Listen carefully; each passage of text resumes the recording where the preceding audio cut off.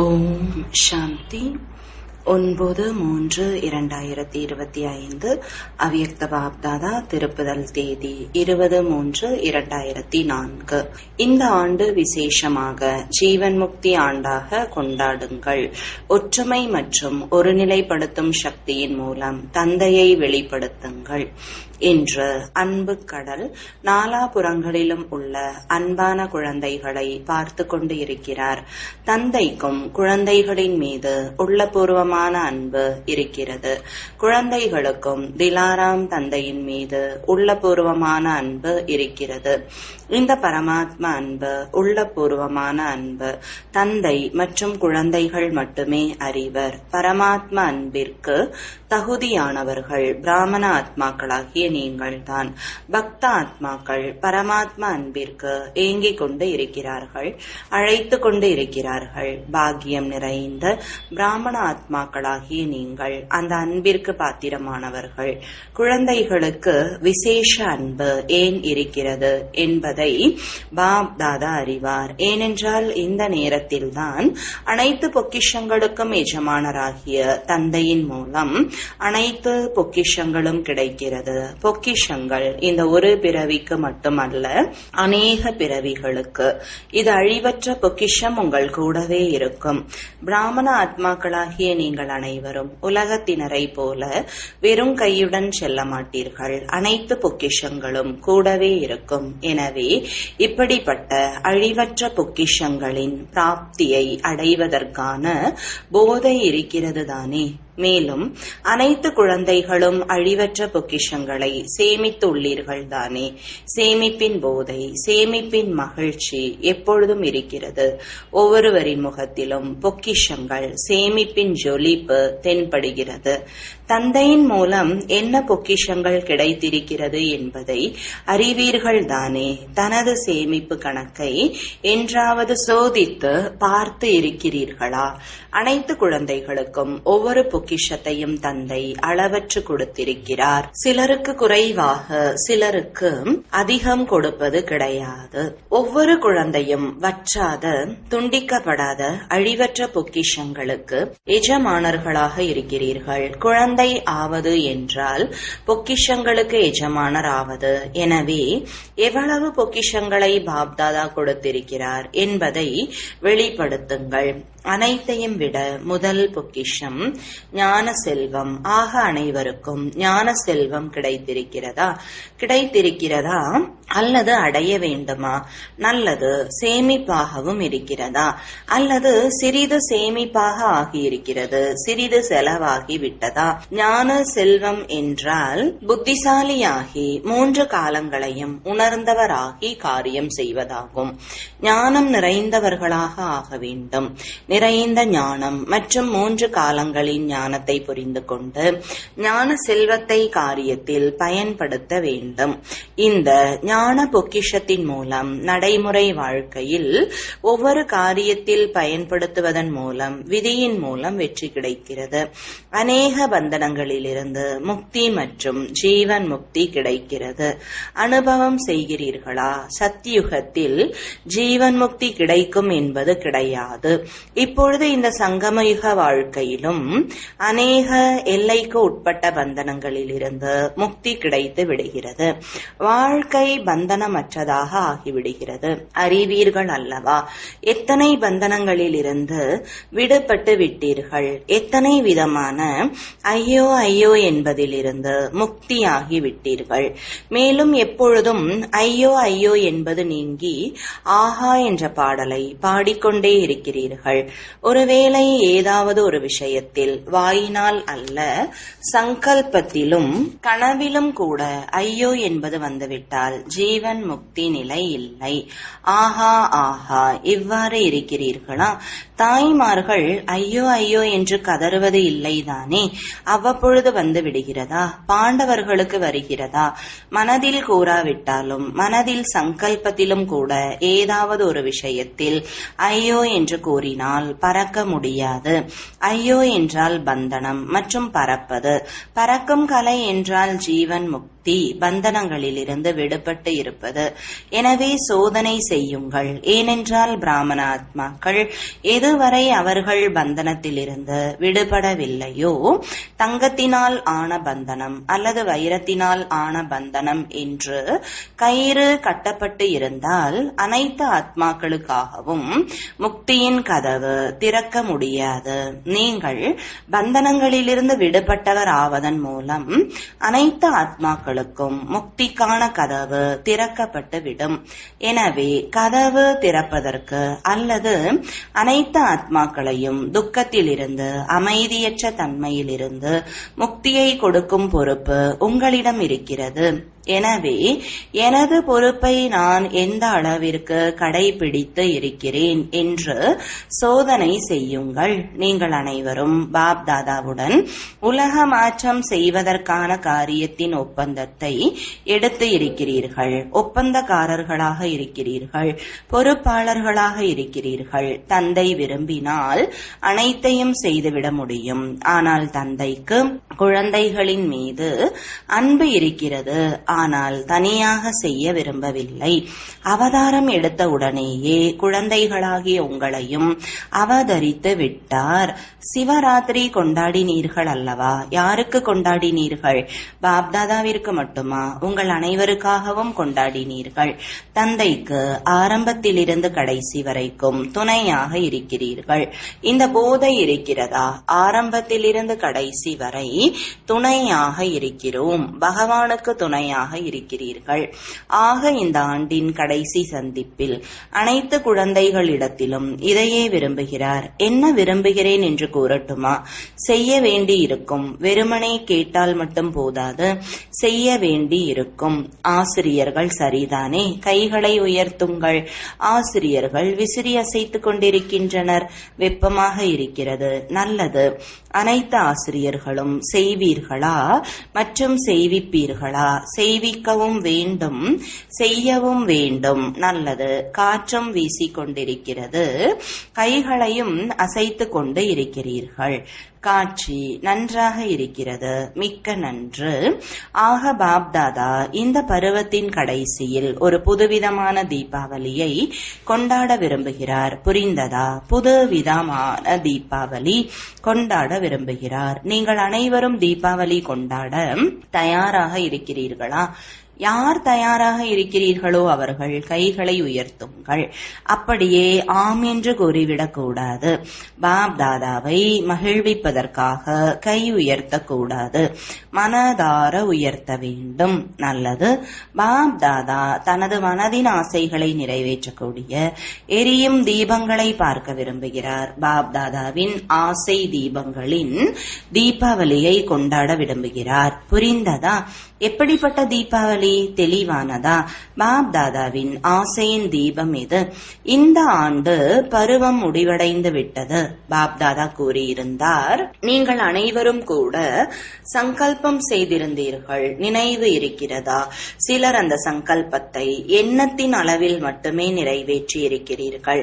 சிலர் சங்கல்பத்தை பாதி நிறைவேற்றி இருக்கிறீர்கள். சிலர் யோசிக்கின்றனர், ஆனால் அது யோசனையின் அளவில்தான் இருக்கிறது. அந்த சங்கல்பம் என்ன? ஒன்றும் புதிய விஷயம் இல்லை, பழைய விஷயம். சுய மாற்றத்தின் மூலமாக உலக மாற்றம். உலக விஷயத்தை விட்டுவிடுங்கள். ஆனால் பாப்தாதா சுய மாற்றத்தின் மூலம் பிராமண குடும்பத்தின் மாற்றம், இதை பார்க்க விரும்புகிறார். இப்பொழுது இதை கேட்க விரும்பவில்லை.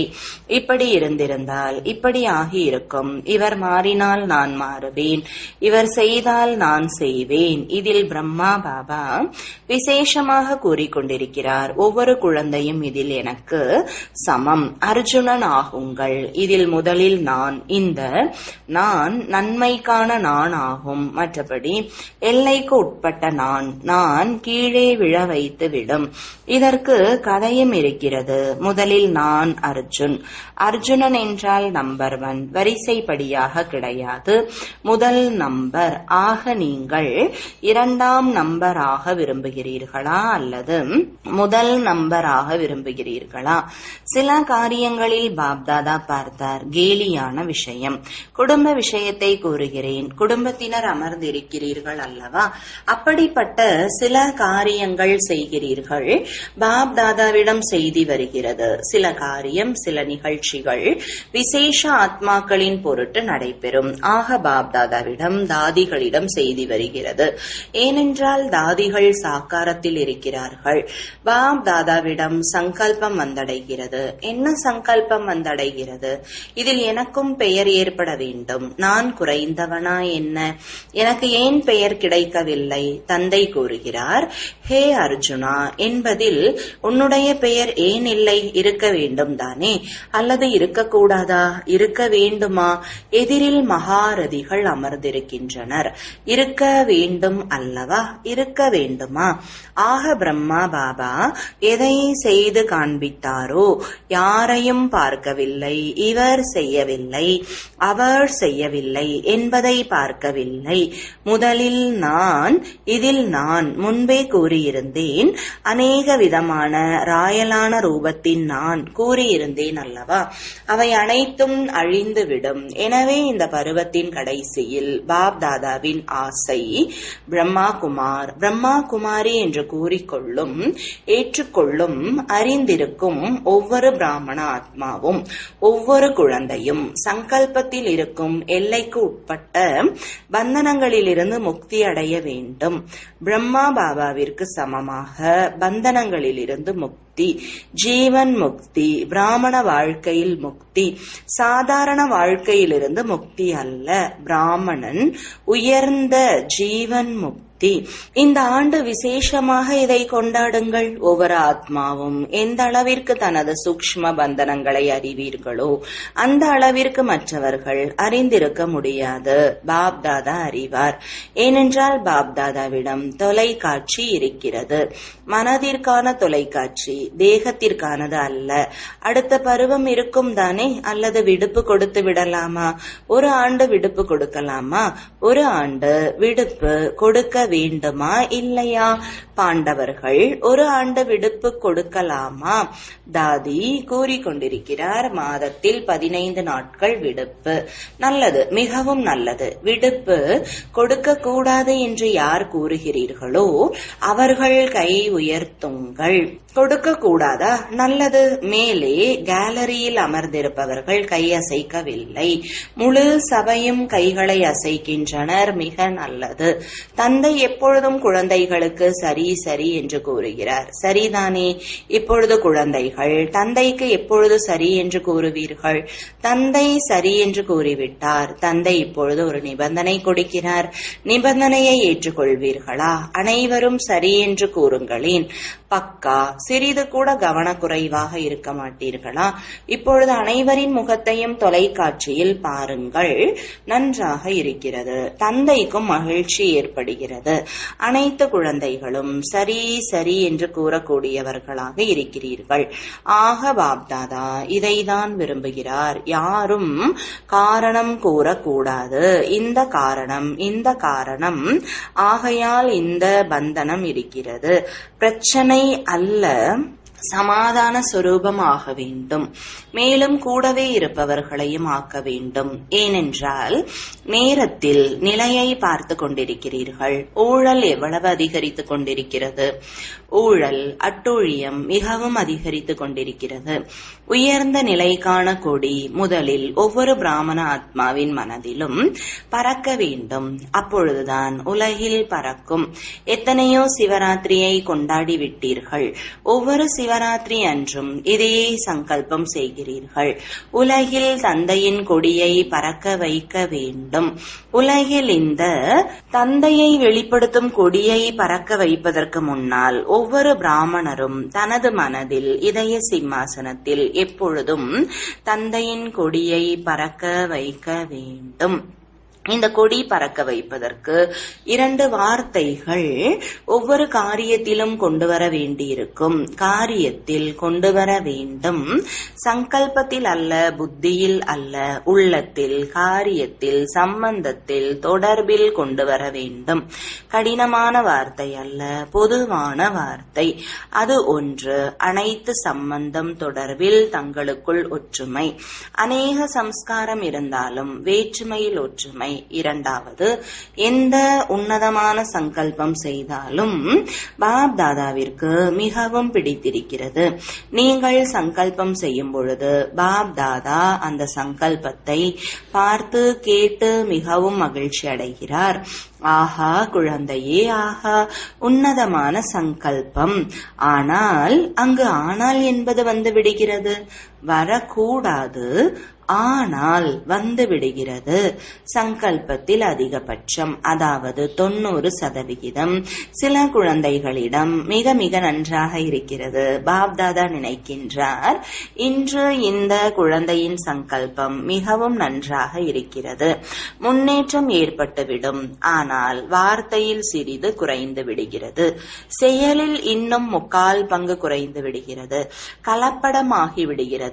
என்ன காரணம்? சங்கல்பத்தில் ஒரு நிலைப்படுத்துதல், திடத்தன்மை இல்லை.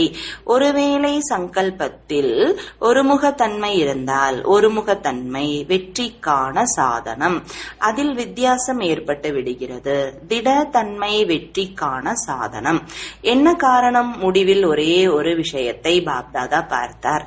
மற்றவர்களை அதிகமாக பார்க்கிறீர்கள். நீங்கள் கூறுகிறீர்கள் அல்லவா, பாப்தாதா ஒரு விரலை நீட்டி காண்பித்தார். இவ்வாறு செய்கிறீர்கள் என்றால் ஒரு விரல் வேறொரு பக்கம், 4ம் தன் பக்கம் இருக்கிறது. 4ஐ பார்ப்பது கிடையாது, ஒன்றை மட்டும் அதிகமாக பார்க்கிறீர்கள். ஆகையால் திடத்தன்மை மற்றும் ஒருமுகத்தன்மை, ஒற்றுமை அசைந்து விடுகிறது. இவர் செய்தால் நான் செய்வேன் என்று கூடாது. இதில் அர்ஜுனன் ஆகிவிடுங்கள், ஆனால் இதில் 2ஆம் நம்பர் ஆகிவிடுகிறீர்கள். இல்லை என்றால் தங்களது ஸ்லோகனை மாற்றிக் கொள்ளுங்கள். சுய மாற்றத்தின் மூலம் உலக மாற்றம் என்பதற்கு பதிலாக உலக மாற்றத்தின் மூலம் சுய மாற்றம், பிறரது மாற்றத்தின் மூலம் சுய மாற்றம். மாற்றலாமா வேண்டாவா? மீண்டும் பாப்தாதா ஒரு நிபந்தனை வைக்கிறார். ஏற்றுக்கொள்வீர்களா? கூறட்டுமா? பாப்தாதா 6 மாதத்திற்கான முடிவை பார்ப்பார். பிறகு வருவேன், இல்லை என்றால் வரமாட்டேன். தந்தை சரி என்று கூறிவிட்டார் என்றால் குழந்தைகளும் சரி என்று கூற வேண்டும் அல்லவா? என்ன நடந்தாலும் சரி. பாப்தாதா கூறுகிறார், சுய மாற்றத்திற்காக எல்லைக்கு உட்பட்ட இந்த நான் என்பதிலிருந்து இறக்க வேண்டி இருக்கும். ஷரீரத்தில் அல்ல, ஷரீரத்தில் இருந்து இறந்துவிடக் கூடாது. நான் என்பதிலிருந்து இறந்துவிட வேண்டும். நான் தான் சரி, நான் இப்படி இருக்கிறேன், நான் குறைந்தவனா என்ன? எனக்கும் அனைத்தும் தெரியும். இந்த நான் என்பதிலிருந்து இறக்க வேண்டும். எனவே இறக்க வேண்டி இருக்கும். இந்த இறப்பு மிக இனிமையான இறப்பு. இது இறப்பு கிடையாது. 21 பிறவி ராஜ்ய பாகியத்தில் உயிர் வாழ்வது. ஏற்றுக்கொள்வீர்களா? ஆசிரியர்கள் ஏற்றுக்கொள்வீர்களா? இரட்டை அயல் நாட்டினர் என்ன சங்கல்பம் செய்கிறீர்களோ அதை செய்வதில் தைரியம் வைக்கின்றனர். இது சிறப்பு. பாரதவாசிகள் மும்மடங்கு தைரியசாலிகள். அவர்கள் இரட்டை என்றால் இவர்கள் மும்மடங்கு. ஆக பாப்தாதா இதைதான் பார்க்க விரும்புகிறார். புரிந்ததா? இதுதான் பாப்தாதாவின் உன்னதமான ஆசையின் தீபம். ஒவ்வொரு குழந்தையின் உள்ளுக்குள் ஏற்றப்பட்டு இருக்க வேண்டும் என்பதை விரும்புகிறார். இப்பொழுது இந்த முறை இந்த தீபாவளியை கொண்டாடுங்கள். 6 மாதங்களுக்கு பிறகு கொண்டாடினாலும் பரவாயில்லை. பிறகு பாப்தாதா தீபாவளிக்கான விழாவை பார்ப்பார். தனது நிகழ்ச்சியையும் பார்ப்பார். செய்தே ஆக வேண்டும். நீங்கள் செய்யவில்லை என்றால் பின்னால் வருபவர்கள் செய்வார்களா என்ன? மாலை உங்களுடையது அல்லவா? 16,108 நீங்கள் பழையவர்கள்தான் வருவீர்கள், புதியவர்கள் பின்னால் வருவார்கள். ஆம், சிலர் கடைசியில் வந்தாலும் வேகமாக வருவார்கள். சிலர் உதாரணமாக இருப்பார்கள், கடைசியில் வந்தாலும் வேகமாக செய்வார்கள். முதலாவதாக வருவார்கள், ஆனால் மிக சிலர் மட்டுமே. மற்றபடி நீங்கள்தான் இருப்பீர்கள். நீங்கள்தான் ஒவ்வொரு கல்பத்திலும் ஆகியிருக்கிறீர்கள். நீங்கள்தான் ஆக வேண்டும். எங்கு அமர்ந்து இருந்தாலும், அயல் நாட்டில் அமர்ந்திருந்தாலும், உள்நாட்டில் அமர்ந்திருந்தாலும் நீங்கள் நீண்ட காலம் உறுதியான நம்பிக்கை புத்தி உடையவர்களாக இருக்கிறீர்கள். நீங்கள் தான் அதிகாரிகள். பாப் தாதாவிற்கு அன்பு இருக்கிறது அல்லவா? யார் நீண்ட காலம் நல்ல முயற்சியாளர்களாக இருக்கிறார்களோ, முழுமையான முயற்சியாளர்கள் அல்ல, ஆனால் நல்ல முயற்சியாளர்களாக இருப்பவர்களை பாப் தாதா விட்டு சென்று விடமாட்டார், கூடவே அழைத்து செல்வார். ஆகையால் உறுதியான நம்பிக்கை வையுங்கள். நான் தான் இருந்தேன், நான் தான் இருக்கிறேன், நான் தான் கூடவே இருப்பேன். சரிதானே? உறுதிதானே? சுப சிந்தனை, சுபமான உணர்வுகள், சுபமான பாவனை, மாற்றத்திற்கான பாவனை, உதவி செய்யும் பாவனை, கருணை உள்ளத்திற்கான பாவனையை வெளிப்படுத்துங்கள். இப்பொழுது உள்ளடங்கி இருக்கிறது. வெளிப்படுத்துங்கள். அதிக போதனைகளை கொடுக்காதீர்கள். மன்னியுங்கள். ஒருவருக்கொருவர் அறிவுரை கொடுப்பதில் புத்திசாலிகளாக இருக்கிறீர்கள். ஆனால் மன்னிப்பின் கூடவே போதனை கொடுங்கள். முரளியை கூறுவதில், கோர்ஸ் எடுப்பதில், அல்லது நீங்கள் என்ன நிகழ்ச்சி நடத்தினாலும் அதில் போதனை கொடுங்கள். ஆனால் தங்களுக்குள் காரிய விவகாரங்கள் செய்யும் பொழுது மன்னிப்பு மற்றும் போதனை செய்யுங்கள். வெறும் போதனை செய்யாதீர்கள். கருணை உள்ளமுடையவராகி அறிவுரை அளித்தால் உங்களது கருணை அப்படி வேலை செய்யும். பிறரது பலவீனம் மன்னிக்கப்பட்டுவிடும். புரிந்ததா? நல்லது. இப்பொழுது ஒரு வினாடி மனதிற்கு எஜமானராகி மனதை எவ்வளவு நேரம் விரும்புகிறீர்களோ அவ்வளவு நேரம் ஒருநிலைப்படுத்த முடியுமா? செய்ய முடியுமா? இப்பொழுது இந்த ஆன்மீக பயிற்சியை செய்யுங்கள். முற்றிலும் மனம் ஒருநிலைப்பட்டு இருக்க வேண்டும். சங்கல்பத்திலும் குழப்பம் கூடாது. நிலையாக இருக்க வேண்டும். நல்லது.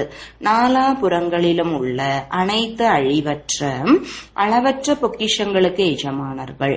எப்பொழுதும் சங்கமயுக சிரேஷ்ட பந்தனங்களிலிருந்து விடுபட்ட ஜீவன் முக்தி நிலையில் நிலைத்திருக்கக்கூடிய, எப்பொழுதும் பாப்தாதாவின் ஆசையை பூர்த்தி செய்யக்கூடிய, எப்பொழுதும் ஒற்றுமை மற்றும் ஒருநிலைப்படுத்தும் சக்தி நிறைந்த மாஸ்டர் சர்வசக்திவான் ஆத்மாக்களுக்கு பாப் தாதாவின் அன்பு நினைவுகள் மற்றும் வணக்கங்கள். நாலாபுறங்களிலும் வெகு தூரத்தில் அமர்ந்திருக்கும் குழந்தைகளுக்கு யார் அன்பு நினைவுகள் அனுப்பியுள்ளார்களோ அவர்களுக்கும் பாப்தாதா மிகவும் உள்ளபூர்வமான அன்பு நினைவுகளை கொடுத்து கொண்டிருக்கிறேன். கூடவே அதிகமான குழந்தைகள் மதுவனத்தின் புத்துணர்விற்கான நல்ல நல்ல கடிதத்தை அனுப்பியிருக்கிறார்கள். அந்த குழந்தைகளுக்கும் விசேஷமான அன்பு நினைவுகள் மற்றும் வணக்கங்கள். ஆன்மீக தந்தைக்கு ஆன்மீக குழந்தைகளின் அன்பு நினைவுகளும் வணக்கங்களும். வரதானம்: கடந்தவைகளை சிந்தனையில் கொண்டு வராமல் முற்றுப்புள்ளி வைக்கக்கூடிய தீவிர முயற்சியாளர் ஆகுக. இன்று வரை என்னவெல்லாம் நடந்ததோ அதற்கு முற்றுப்புள்ளி வையுங்கள். கடந்தவைகளை சிந்திக்காமல் இருப்பதுதான் தீவிர முயற்சி. ஒருவேளை ஒருவர் கடந்ததை சிந்திக்கிறார் என்றால் நேரம், சக்தி, சங்கல்பம் அனைத்தும் வீணாகி விடுகிறது. இப்பொழுது வீணாக்கக்கூடிய நேரம் அல்ல. ஏனென்றால் சங்கம யுகத்தின் 2 நிமிடம், அதாவது 2 வினாடி வீண் ஆனால் அநேக ஆண்டுகளை வீணாக்கி விட்டீர்கள்.